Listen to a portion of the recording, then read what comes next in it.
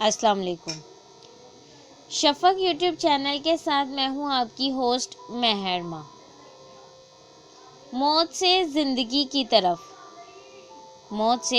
की तरफ पलटने वालों के सच्चे नसीहत आमोज़, सबक आमोज़, सनसनीखेज़ और हैरत अंगेज़ वाक़यात। आज इन्हीं वाक़यात में से चंद एक का ज़िक्र आपके सामने पेश करती हूँ। हाजी मुख्तार नवाए वक्त के कालम निगार हैं।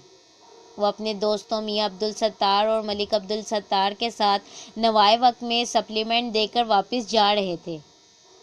रात का वक्त था। सुजुकी मेहरान शरकपुर से आगे अंधेरे में सड़क पर रवां थी। शरकपुर से आगे एक मोड़ पर बस को क्रॉस करने लगे। गाड़ी बस के बराबर पहुंची तो अचानक ट्रैक्टर सामने आ गया। ट्रैक्टर को अपने सामने आते पाया तो हम परेशान हो गए। इसकी लाइटें खराब थीं। ट्रैक्टर ड्राइवर ने अपनी तरफ से रास्ता देने की कोशिश की। बस ड्राइवर को भी एहसास हो गया। इसने भी मुमकिना हद तक बाएं तरफ बस मोड़ ली। ट्राली सामने देखकर मैंने भी स्टीयरिंग बाएं जानिब घुमा दिया। दरमियान में कार गुजरने की गुंजाइश नहीं थी। अगर ट्राली और बस अपने अपने ट्रैक पर चलती रहती तो हम दोनों के दरमियान पिस कर सुरमा हो जाते। मगर हुआ ये कि मैंने ब्रेक लगाने की भी कोशिश की। स्पीड कम हुई तो एक तरफ बस और दूसरी तरफ से ट्राली कार से रगड़ खाती हुई गुजर गई। कार की दोनों साइडें उतर गईं। 2-3 सेकंड में ये सब कुछ हो गया। हमारे होश उड़े हुए थे। गाड़ी एक तरफ खड़ी करके अपने आप को और एक दूसरे को देखा कि कहाँ कहाँ चोट लगी है, मगर हैरानकुन तौर पर हम महफूज रहे। हम तीनों को खराश तक ना आई थी, मगर खौफ से हमारा बुरा हाल और हम थर थर कांप रहे थे। होश उड़े हुए थे और आसान खता थे। हम अपने जिंदा बच जाने को मौजज़ा समझते हैं। वहीं पे फौरी तौर पर सजदा शुक्र अदा किया। इसके हमारी ज़िंदगी पर गहरे असरात मुरतब हुए। बक़िया ज़िंदगी को मौत की अमानत समझकर गुजार रहे हैं। मुनीर अहमद नवाए वक्त के सीनियर तरीन अरकान में से एक हैं। इन्होंने साल हा साल मजीद निज़ामी साहब की खिदमत की। 1968 में इन्हें एक बदतरीन साने का सामना करना पड़ा।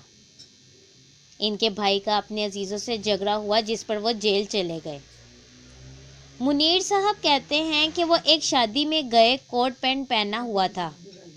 इसी सूट में बनी हुई तस्वीरें इनकी PS2 MD शफीक सुल्तान के दफ्तर में लगी हुई हैं।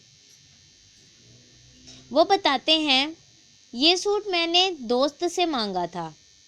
शादी की तकरीब में किसी की नज़रें बद लग गई तो मैं पेट में मसले की वजह से कुछ खाए पिए बगैर वापस आ गया। घर आकर थोड़ा आराम किया तो तबीयत बहाल हो गई। सोचा सुल्तान पहलवान इसके खोखे से कबाब खाकर आऊं।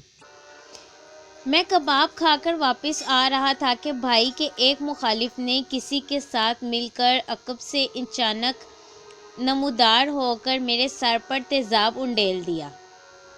इनको किसी ने बताया था, मुनीर ने तुम लोगों पर हमला करने के लिए छुट्टी ली है और वो खंजर लिए फिरता है।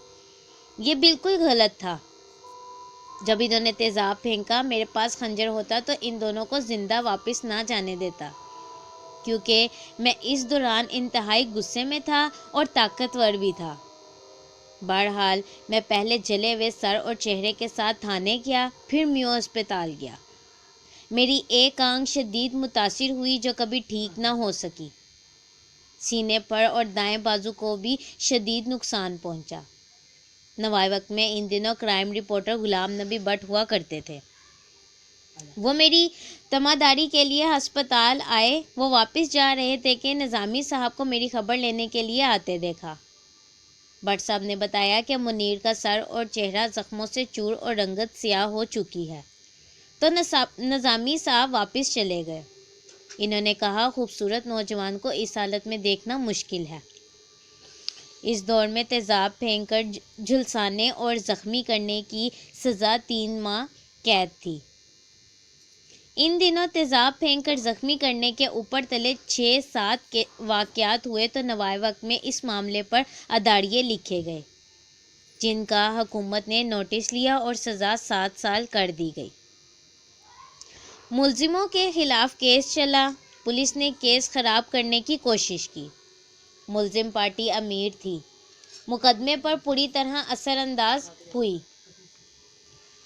مرزا سلطان بیگ، جو ریڈیو پاکستان لاہور پر نظام دین کے نام سے پروگرام کرتے تھے، عدالت میں پیش ہو گئے۔